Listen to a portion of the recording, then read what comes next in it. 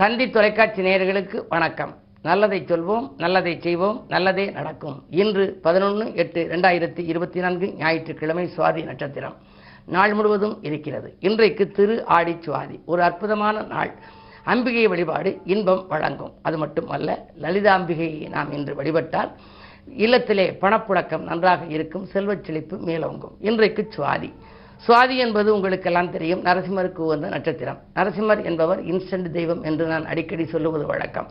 எப்படி instant coffee, instant tea, instant sambar பொடி என்று உடனடியாக உணவு சமைப்பதற்கு உதவுகிறதோ, அதுபோல உடனடியாக உதவி செய்ய வருகிற ஒரு தெய்வம். தூணிலும் இருப்பார், துரும்பிலும் இருப்பார் என்று சொன்னவுடனே இந்த தூணில் இருப்பாரா என்று அந்த இரணியகசிபு கேட்டார். உடனே பிரகலாதன் இந்த தூணிலும் இருப்பார், அந்த தூணிலும் இருப்பார், இந்த தூணில் இருப்பார் என்று சொன்னவுடனே அவர் காலால் உதைந்தார், அதிலிருந்து வெளிப்பட்டார். எனவே உடனடியாக உதவுகிற தெய்வம் என்று சொன்னால் நரசிம்மர். அவரையும் நீங்கள் இன்று வழிபடலாம். பொதுவாக இன்று உங்களுக்கு நான் சொல்ல இருக்கிற நல்ல கருத்து, இந்த ஜோதிட சாஸ்திரத்தில் ஆயிரக்கணக்கான யோகம் இருக்குது. அதில் விஷ்ணு யோகம்னு ஒரு யோகம், அற்புதமான யோகம். இந்த விஷ்ணு யோகம் இருக்க பொருளாதாரத்திலே மேம்பாடாகவும் மிகச்சிறந்த செல்வந்தர்களாகவும் விளங்குவார்கள். அந்த யோகம் எப்படி இருக்கணும் ஜாதகத்தில்?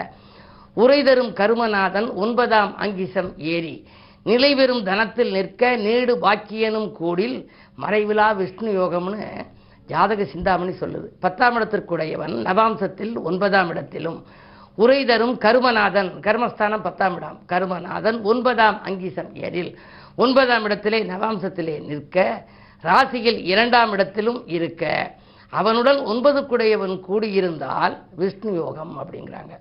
நவாம்ச லக்னாதிபதி பிளஸ் 9க்கு அதிபதி இணைந்து 9-10க்கு உடையவர்கள் தனஸ்தானத்திலே இருந்தால் விஷ்ணு யோகம். இப்படி இது கொஞ்சம் புரிஞ்சுக்கிறது கொஞ்சம் கடினம். நம்ம ஜாதகத்தை எடுத்து வச்சுக்கணும். 9ஆம் இடம் எது, 10ஆம் இடம் எது, அது ரெண்டும் சேர்ந்துருக்கா இல்லை சேரலையா, யாருக்கு சேர்ந்துருக்கு, சேர்ந்தவங்களுக்கு எப்படி இருக்குங்கிறதெல்லாம் ஆராய்ச்சி பண்ணி பார்க்கணும். இது போன்ற யோகங்கள் எத்தனையோ யோகம் இருக்குது. குருவும் சந்திரனும் சேர்ந்தா குருச்சந்திர யோகம். இன்றைக்கு பார்த்தீங்கன்னா குருவும் செவ்வாயும் ரிஷபத்தில் இருக்குது, குரு மங்கள யோகம். சூரியனும் புதனும் கடகத்தில் இருக்குது. இன்றைக்கு ஒரு குழந்தை பிறந்துச்சு அப்படின்னா புத ஆதித்ய யோகம்னு ஒரு யோகம். கேள்விகளிலே சிறந்தவர்களாக விளங்குவார்கள். இப்படிப்பட்ட யோகம் உங்கள் ஜாதகத்தில் ஏதாவது ஒரு யோகம் கண்டிப்பாக இருக்கும். அதை பார்த்து அது எப்பொழுது நடைபெறும், அதனால் என்ன பலன் கிடைக்கும் என்பதை அறிந்து நீங்கள் செயல்பட்டால் உங்கள் வாழ்விலும் வெற்றி பெற இயலும் என்ற கருத்தை தெரிவித்து இன்றைய ராசி பலன்களை இப்பொழுது உங்களுக்கு வழங்கப் போகின்றேன்.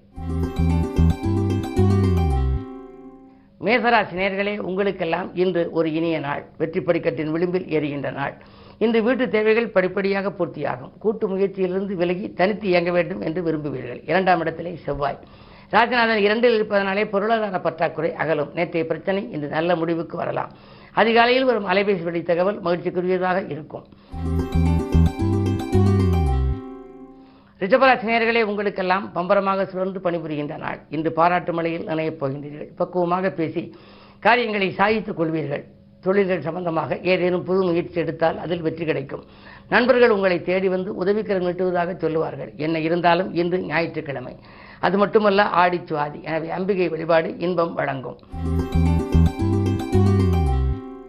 மிதுனராசி நேயர்களே, உங்களுக்கெல்லாம் வியக்கும் தகவல் வீடு வந்து சேர்கின்ற நாள். வேற்று மனிதர்கள் ஒத்துழைப்பால் கூட்டு முயற்சியில் நீங்கள் வெற்றி காண்பீர்கள். இழந்த வேலையை மீண்டும் பெறக்கூடிய ஒரு சூழல் கூட உண்டு. 9ஆம் இடத்திலே சனி வக்ர இயக்கத்தில் இருக்கின்றார். விலகிச் சென்ற உடன்பிறப்புகள் உங்களுடன் இணைந்து வருவார்கள். அரசல் புறதலாக இருந்த அண்ணன் தம்பிகளின் உறவு இன்று புனிதப்படலாம். பாகப்பிரிவினர்கள் பற்றிய பேச்சு இன்று நல்ல முடிவுக்கு வரும். கடகராசி நேயர்களே, உங்களுக்கெல்லாம் இன்று புத ஆதித்ய யோகம் செயல்படுகின்ற நாள். பொருளாதாரத்திலே திருப்தியாக இருக்கும். திட்டமிட்ட காரியம் திட்டமிட்டபடியே நடைபெறும். தேக நலனுக்காக ஒரு சிறு தொகையை செலவிடும் சூழல் உண்டு. முன்னேற்ற பாதையில் இருந்த முட்டுக்கட்டைகள் அகல வழிபாடுகள் உங்களுக்கு கை கொடுக்கும். சுவாதி என்பதனாலே நரசிம்மரை நீங்கள் வழிபடுவது நல்லது. சிம்மராசி நேயர்களே, கண்டகச்சனியின் ஆதிக்கம் இருப்பதால் எதை செய்தாலும் ஒரு முறைக்கு பல முறை யோசித்து செய்ய வேண்டும். வேலையில் கூட உங்களுக்கு மேலதிகாரிகளின் தொல்லைகள் அதிகரிக்கலாம். இன்று விடுமுறை நாளாக இருந்தாலும் கூட உங்களுக்கு பணிபுரிய சொல்லி உத்தரவிடுவார்கள். அது மட்டுமல்ல, அன்பு நண்பர்கள் உங்களுக்கு பகையாகலாம். ஆடை ஆபரண சேர்க்கை உண்டு. வீட்டுக்கு தேவையான விலை இந்த பொருட்களை மாலை நேரத்தில் வாங்கி மகிழக்கூடிய வாய்ப்பு உண்டு. கன்னிராசி நேயர்களே, உங்களுக்கு ஜென்மத்திலே கேது. சவால்களை சமாளிக்க வேண்டிய நாள். அது மட்டுமல்ல, சச்சரவை விட்டு சமாதானமாகவும் நீங்கள் செல்ல வேண்டிய நாள். 7ஆம் இடத்திலே ராகு இருப்பதால் வாழ்க்கை துணை வழியே பிரச்சனைகள் ஏற்படும். வாக்குவாதங்களை தவிர்த்தால் தான் வளம் கிடைக்கும். இடமாற்றங்கள், ஊர் மாற்றங்கள் பற்றிய சிந்தனை மேலோங்கும். இந்த நாள் உங்களுக்கு ஒரு இனிய நாள். துலாம் ராசி நேயர்களே, உங்கள் ராசியிலேயே சந்திரன். தொழில் சம்பந்தப்பட்ட வகையில் உங்களுக்கு ஏதேனும் ஒரு புது முயற்சிகள் செய்ய வேண்டும் என்ற எண்ணம் உருவாகும். அதற்கு நண்பர்கள் உறுதுணையாக இருப்பார்கள். வேலையிலிருந்து விஆர்எஸ் பெற்றுக் கொண்டு வந்து சுயதொழில் தொடங்கலாமா, அப்படி தொடங்கினால் எதை செய்யலாம், நண்பர்கள் நமக்கு உதவுவார்களா என்றெல்லாம் நீங்கள் நினைத்திருந்திருப்பீர்கள்.